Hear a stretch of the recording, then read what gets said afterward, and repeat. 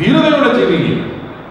അല്ലാതെ ഭയപ്പെട്ട് ജീവിക്കുന്നവൻ എല്ലാ ദിവസവും മരിക്കുക എന്നാണ് പറയുന്നത്. അവൻ മിണ്ടാതെ ജീവിക്കണം. ധൈര്യമുള്ള ഒരു പ്രാവശ്യം മരിക്കുന്നത്. ഭയപ്പെട്ട് ജീവിക്കുന്നവൻ എല്ലാ ദിവസവും മരിക്കുകയാണ്. കാരണം അവൻ മിണ്ടാതിരിക്കുക. അവൻ പല കാര്യങ്ങളും പറയണമെന്നുണ്ട്. പേടിച്ച് ജീവിക്കുന്ന അവസ്ഥയാണ്. നല്ല ധൈര്യമുള്ള ഒരു സംഭവമാണ് ക്രൈസ്തവ സമൂഹം. പക്ഷെ നമ്മുടെ ഇപ്പോഴത്തെ തലമുറയ്ക്കൊക്കെ വല്ല ധൈര്യമുണ്ടെന്ന് നമ്മൾ ചിന്തിക്കണം. ഇപ്പോഴത്തെ പിള്ളേരോട് ആരോട് ചോദിച്ചാലും അവർ പറയുന്നത് ഞങ്ങൾ ജർമ്മം പഠിക്കുകയാണ്. എന്നാ ഇവിടുന്ന് പോവുക, പിതാവ് ഇതൊക്കെ വേറെ വല്ലവരോടും പറയാം, ഞങ്ങൾ ഇവിടേക്കും ജീവിക്കാനുള്ള ആൾക്കാരാണ് എന്നാണ് അവരുടെ നടപ്പം കണ്ടുകൊടുക്കേണ്ടത്. കാരണം എന്നാ, നാട്ടിൽ ജീവിക്കാനുള്ള ഒരു ധൈര്യം നമ്മുടെ കുഞ്ഞുങ്ങൾക്ക് നഷ്ടപ്പെടുകയാണ്.